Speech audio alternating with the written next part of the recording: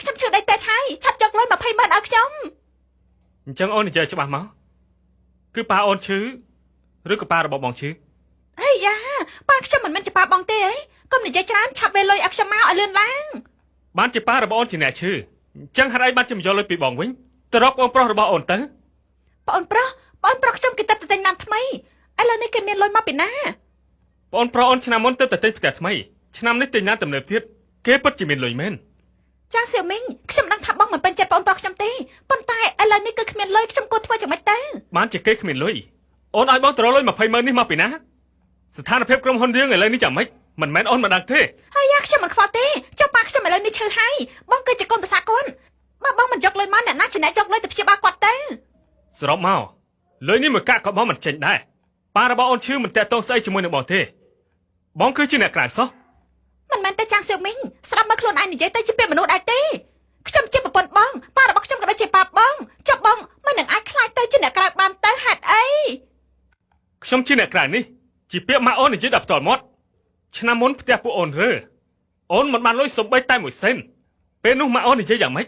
អូនគឺជាមនុស្សស្រីដែលរៀបការចេញទៅក្រៅហើយគ្មានសិទ្ធិយកលុយនេះទេ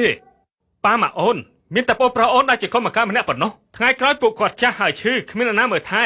ពឹងលើប្អូនប្រុសអូនគឺគ្រប់គ្រាន់ហើយមិនត្រូវការឲ្យពួកយើងរវល់ទេពេលនោះខ្ញុំចិត្តល្អដាស់តឿនប៉ាម៉ាក់អូនបន្តិចនិយាយថាលុយនេះកុំឲ្យតែប្អូនប្រុសអូនទាំងអស់ឲ្យពួកគាត់ទុកខ្លួនឯងខ្លះទៅពួកគាត់និយាយថាម៉េចនេះគឺជារឿងគ្រួសារអូនមិនដល់វិញអ្នកក្រៅដូចបងលោកដៃទេនេះគឺជាពាក្យពិតរបស់ម៉ាក់អូនណា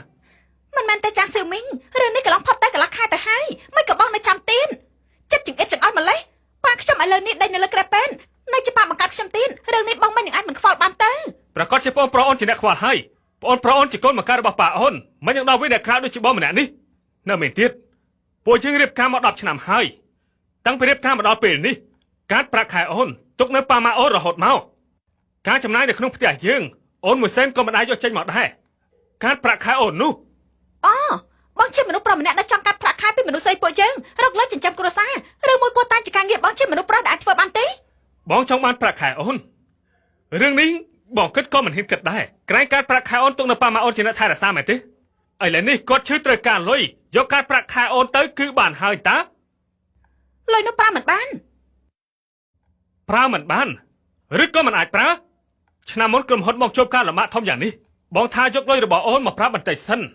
ប៉ុន្តែអូនមិនព្រមឥឡូវនេះល្អហើយប៉ារបស់អូនឈឺដេកពេកកំពុងតែត្រូវការលុយឲ្យអូនយកមកអូននៅតែថាយកមិនបានអញ្ចឹងតើវាប្រើមិនបានឬក៏មិនអាចប្រើបានឲ្យប្រកាសទៅយ៉ាងម៉េចលុយនេះអូនទុកបង្កើតកូនតាមមែនទេហើយយ៉ាលុយនោះខ្ញុំឲ្យប្អូនប្រុសទិញផ្ទះហើយប្អូនប្រុសអូនស្អីក៏ប្អូនប្រុសអូនដែរឆ្នាំមុនក្រុមហ៊ុនរបស់បងជួបការលំបាកយ៉ាងធំឲ្យអូនយកមកប្រើប៉ុន្តែអូនមិនព្រមឥឡូវនេះទិញផ្ទះឲ្យប្អូនប្រុសអូនពេញចិត្តហើយមែនទេចុះក្រុមហ៊ុនបងជួបការលំបាកអូនយល់ថាបងប្រកាសជាដោះស្រាយបានហើយប្អូនប្រុសខ្ញុំបើមិនបានខ្ញុំជួយគេអ្នកណាជួយគេទៅប្អូនប្រុសអូនឆ្នាំមុនក្រុមហ៊ុនរបស់ពួកយើងជួបវិបត្តិបើមិនបានមិត្តភក្តិរបស់បងប្រមាណអ្នកនោះទេក្រុមហ៊ុនរបស់ពួកយើងគ្មានតាំងពីពេលនោះមកហើយស្អីក៏ឲ្យប្អូនប្រុសអូនខ្ញុំប្រាប់អូនតាមត្រង់ឥឡូវនេះក្រុមហ៊ុនរបស់ពួកយើងសូម្បីតែលុយមិនសិនក៏គ្មានដែរបងគ្មានមិនចិត្តខ្ចីគេទេតែរំមិនល្អរបស់បងប្រមាណអ្នកនោះខ្ចីទៅក្រែងពួកគេជួយយើងម្ដងហើយមែនទេតែខ្ចីម្ដងទៀតជួយម្ដងទៀតក៏ជាការជួយដែរជួយពី3ដងក៏អញ្ចឹងដែរ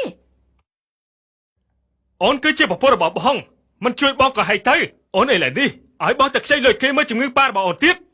បងមិនដឹងនោះគឺអូនម្នាក់មិនមែនគ្រួសារអូនទាំងមូលទេស្មាងអីរឿងនៅក្នុងគ្រួសារអូនឲ្យបងគឺជាអ្នកស្ដាយពួកគេមានដៃមានជើងស្មាងអីឲ្យបងទៅចិញ្ចឹមពួកគេទៀតនោះអីចាឥឡូវនេះភ្លើងឆេះដល់ចិញ្ចឹមទៅហើយបងមិននឹងអាចនិយាយច្រើនបែបនេះអញ្ចឹងទៅអេ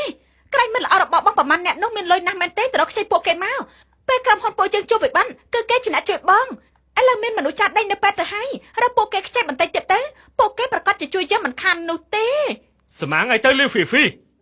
លុយរបស់មិនល្អរបស់បងក៏មិនមកខ្ចប់បោកមកបានដែរឲ្យលុយមកអូនប្រើទាំងអស់ពួកគេប្រើស្អីទៅអញ្ចឹងបងមានន័យថាយ៉ាងម៉េចបងមានន័យថាមិនខ្វល់មែនទេខ្វល់ស្អីខ្ញុំខ្វល់យ៉ាងម៉េចក្រែងប្អូនប្រុសអូននិយាយឲ្យថាគេទិបចកប្រុសបងថ្ងៃក្រោយប៉ាម៉ាក់មានរឿងអីទុកឲ្យគេគឺជាអ្នកខ្វល់ឆ្នាំមុនរើផ្ទះបានលុយ1លានជាង1សេនក៏មិនឲ្យអូនឥឡូវបាយជាថ្ងៃនេះអូនមកយកលុយពីបងទៅវិញថ្ងៃនេះរឿងនេះបងមិនខ្វល់នោះទេទុកឲ្យគេជាអ្នកធ្វើទៅលោកប្តីគេទៅថាកំឡោះអាយុ20ឆ្នាំទេបងឲ្យគេទៅរកមកជប់បាយស្អីទៅ ណែនិយាយទីនេះច្រើនទៀតតាមមែនទេឲ្យបងប្អូនលក់ផ្ទះលក់ឡានទៅគឺបានហើយ លក់ចោលមិនអាចទៅឡាននេះទៅតែទិញមកទេបងឲ្យគេលក់ចោលប្រកាសជាខ្លាចទៅចល័នមួយទឹកខាត់លុយប្រមាណទៅបងដឹងដែរទេ អូបងប្អូនខាត់លុយអូនឈឺចិត្តហើយចុះអូនមករកលុយបងមិនក៏ធ្វើជាអញ្ចឹងបងសួរអូនសុខភាពប៉ាអូនសំខាន់ជាងឬក៏លុយបងប្អូនខាត់សំខាន់ជាងឥឡូវនេះប៉ាអូនឈឺដៃពេទ្យឲ្យគេយកលុយចេញមកខ្លាចខាត់លុយហើយពីមុនមានលុយចាយលុយតាពីឥឡូវនេះគឺល្អហើយប៉ាមកការរបស់ខ្លួនឯងឈឺដៃពេទ្យឲ្យគេយកលុយចេញមកតែមួយសេនក៏គេយកមិនបានតើពេលនេះអូនចង់បន្ទោសអ្នកណា លោកប្តីចុះគាត់ឥឡូវនៅមានកូនប្រសាល្អដូចជាបងហាញ់តាបងក៏ជាបរិសុទ្ធល្អម្នាក់ដែរត្រូវទេលើកនេះបងធ្វើល្អបន្តិចទៅបានទេហ៎ ធ្វើឲ្យល្អហេតុអីបងទៅធ្វើដែរកំពុងធ្វើឲ្យអ្នកណាមើលប៉ាម៉ារបស់អូនបាននិយាយហើយ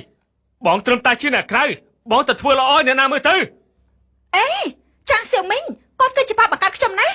មិនក៏បងចិត្តត្រជាក់គ្មានមេត្តាបែបនេះល្អណាស់ចាត់ទុកថាខ្ញុំពិតជាមើលខុសមែនហើយ លីហ្វីហ្វីបងដណ្ដឹងអូនគឺបងគិតខុសក្នុងភ្នែកក្នុងចិត្តមានតែប៉ាម៉ាក់និងបងប្រុសរបស់អូនខ្ញុំគ្រាន់តែជាម៉ាស៊ីនដកលុយ បានហើយលោកប្តីទោះបីជាលើកមុនគឺអូនមិនត្រូវការពិតមែនអូនទៅវិញចុះការប្រាក់ខែនោះមកជួយតែខ្ចីលុយឲ្យអូនសុំបបបងហ៎ ឥឡូវនេះយកកាត់ប្រាក់ខែមកយកឲ្យបងទៅខ្ចីលុយអូនយល់ថាអាចទេបងមិនខ្ចីត្រូវខ្ចីឲ្យបងប្រុសអូនទៅខ្ចីទៅ បានចាស់សៀវមីងខ្ញុំប្រាប់បងបើថ្ងៃនេះបងមិនខ្ចីលុយឲ្យខ្ញុំទេថ្ងៃស្អែកពួកយើងលែងលះគ្នាទៅ លែងលះធ្វើអញ្ចឹងទៀតហើយគ្រប់ពេលនិយាយរហូតដល់ខ្លួនឯងគ្មានអីនិយាយក៏លើករឿងនេះក៏បានពួកយើងមិនចាំបាច់ថ្ងៃស្អែកនោះទេតែឡើយថ្ងៃនេះតាមឡងទៅ ចាស់សៀវមីងបងពិតជាចង់លែងលះជាមួយខ្ញុំមែនទេខ្ញុំខ្វល់ភ្នែកតែដឹងមើលឃើញបងចេះចោលភ្នែកសោះបងនេះតែបន្តិចក៏មិនចេះចូលដឹងគុណគេដែរហេតុអីទៅ ខ្ញុំជិះទៅចប់ផ្នែកសខ្ញុំមិនចេះដឹងគុណគេអញ្ចឹងមករៀបខ្ញុំទៅស្អីទៅហៅថាដឹងគុណគេបងគួរដឹងគុណលុយអូនប៉ុណ្ណឹងមិនដែលសងគុណឲ្យលុយប៉ាម៉ាក់បងស្បីតែមួយសិនឬមួយដឹងគុណដែលអូនយកលុយបងទៅសងគ្រួសារអូនតែមូលវិញពួកយើងរៀបការគឺដើម្បីរស់នៅក្នុងជីវភាពប្រចាំថ្ងៃឲ្យបានល្អមិនមែនបម្រើគ្រួសារទាំងមូលរបស់អូននោះទេ